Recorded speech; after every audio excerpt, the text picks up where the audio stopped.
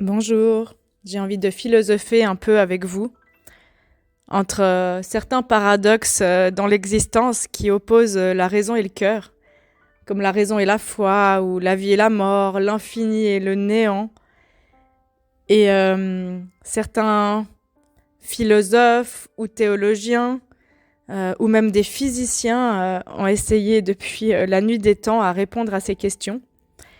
Et comment marier le tout en nous. Comment créer une unité à l'intérieur de nous.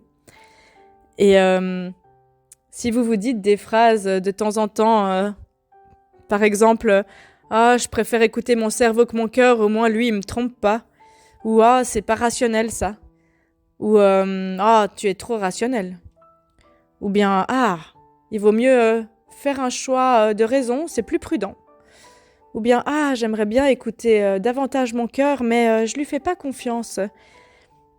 Finalement, entre la raison et le cœur, comment choisir, comment savoir si la raison, qui est plutôt une faculté de l'esprit qui cherche à comprendre, qui cherche à expliquer, à raisonner, à trouver le sens, est-ce que ça, c'est le seul moyen d'accéder à la vérité, à l'authenticité? Ou est-ce qu'il n'y a pas un autre moyen? Certaines personnes passent vraiment par le mental, par l'analyse des choses, pour pouvoir incarner les choses. Et c'est clair que, avant d'incarner quelque chose, c'est quand même bien de l'avoir compris, mais l'incarnation, elle peut aussi se faire toute seule à travers la répétition.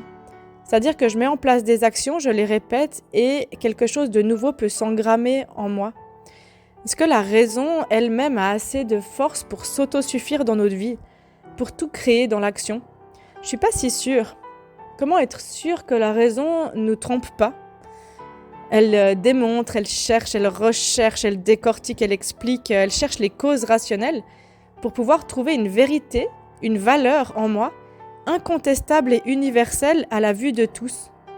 Elle cherche à avoir raison, c'est pour ça qu'elle s'appelle raison. Elle cherche à donner un sens et à se sentir en fait confortable dans ce sens parce qu'il crée de la sécurité. Quand je connais quelque chose, en général, ça me donne de la sécurité. Alors que quand je ne connais pas ou je ne sais pas faire quelque chose, ça me déstabilise. L'être humain, on n'aime pas beaucoup le changement et on n'aime pas beaucoup ce qui nous déstabilise ou ce à quoi on n'est pas habitué. On n'aime pas être confronté à ce qui est instable en fait. Mais ça, c'est l'instabilité dans l'intégration du moi, dans mes blessures.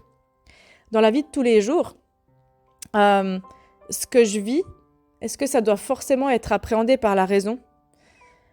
Est-ce que certaines choses sont pas au-delà de la raison? D'accord? Comme une espèce d'intuition immédiate, comme un espèce de ressenti qu'on peut écouter, qu'on peut apprendre à écouter.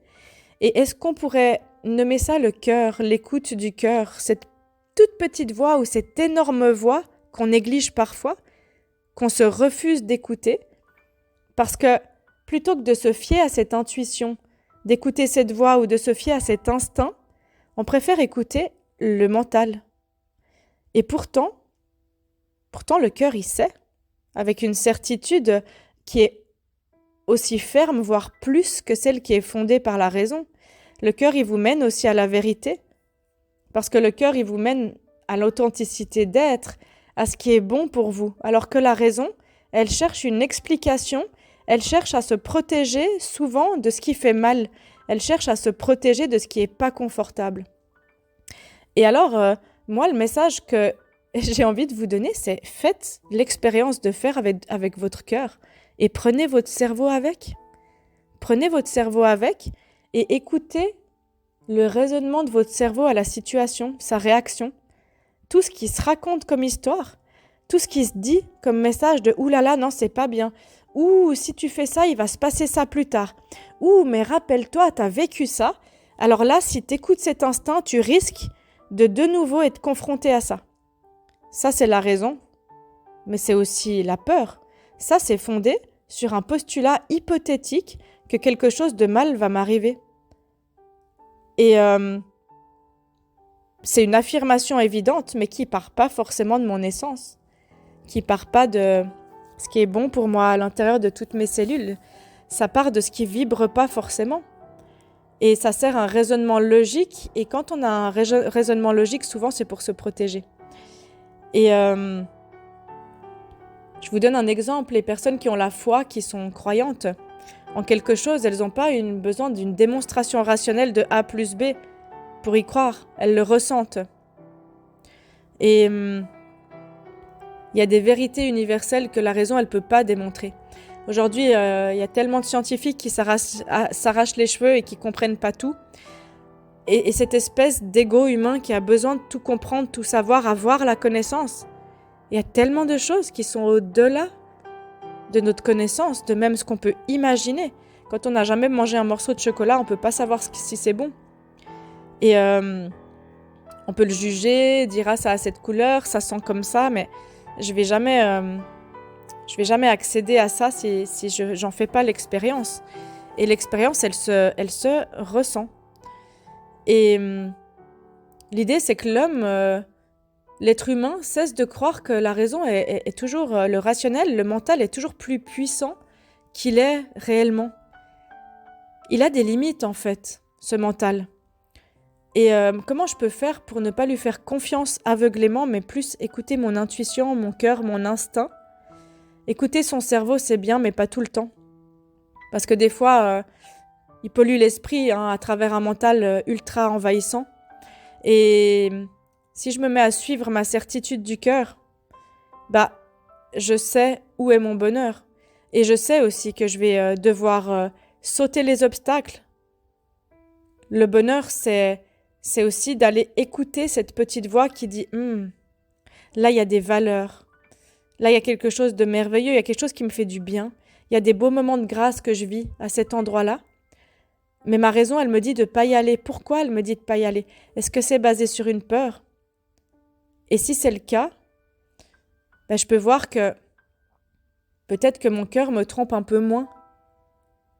Ce qui distingue vraiment le cœur et la raison, c'est un besoin complètement incontestable de la raison d'expliquer tout sur tout, d'avoir la vérité, d'avoir le bon mot, de pouvoir tout expliquer, tout comprendre.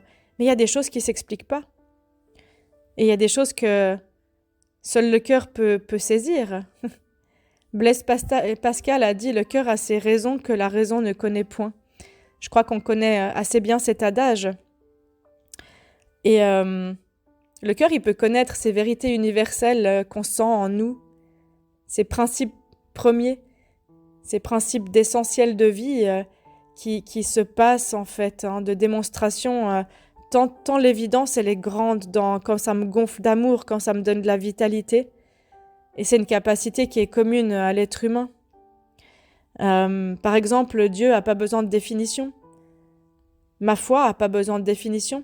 Je ressens ce en quoi je crois, profondément. Est-ce que vraiment j'ai besoin de l'expliquer et d'avoir exactement la même foi que le copain d'à côté? Et c'est la même chose pour l'exemple, pour le mot amour. Il y a autant de mots, de définitions du mot amour que d'êtres humains sur Terre. Qu'est-ce qu'on s'en fiche d'une définition scientifique du mot amour? L'amour Eros, l'amour agapé, ou je sais plus, je les connais plus ceux-là. Mais finalement, moi je sais ce qui signifie l'amour à l'intérieur de moi.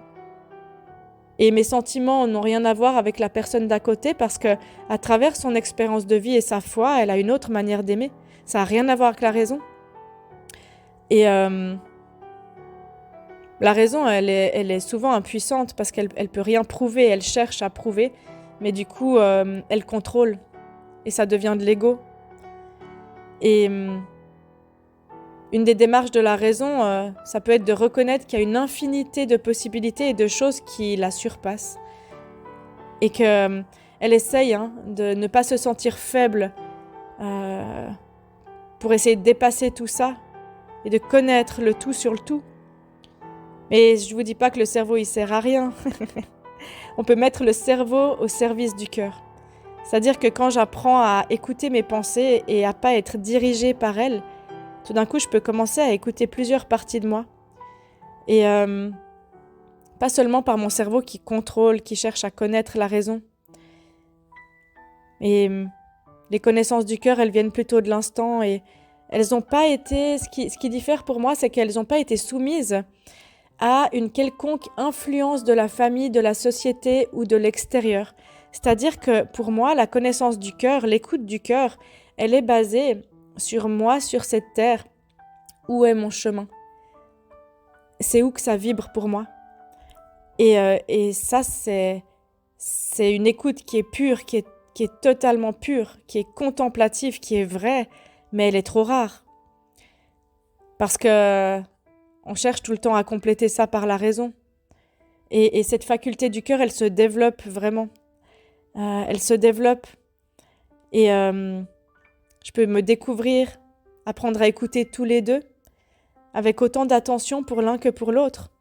Et ça, c'est une manière d'être dans l'authenticité, dans la recherche du vrai, et surtout d'être en harmonie avec ses choix et avec soi-même, et de ne pas laisser gagner la pensée qui contrôle parce qu'elle a appris à se protéger, à ne plus avoir peur et tout faire, les micmacs internes pour essayer de ne plus subir la même chose qu'elle a déjà subie.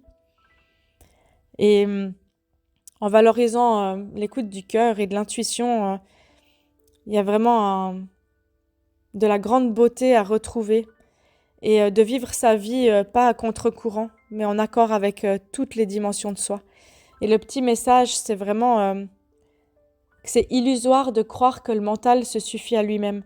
C'est en passant par l'expérience, par le ressentir de mon incarnation sur cette terre, de la matière, de mon physique, de mes ressentis qui sont incarnés, que je peux faire l'expérience de l'existence. Alors que finalement, mon cerveau, il est beaucoup de l'éther de la pensée. Et ça suffit pas toujours. Donc l'idée, c'est de marier les deux et d'apprendre à faire plus les choses avec l'intuition et le cœur et juste à prendre son cerveau avec et d'observer ses pensées. À vous de jouer. Merci pour votre écoute et à tout bientôt.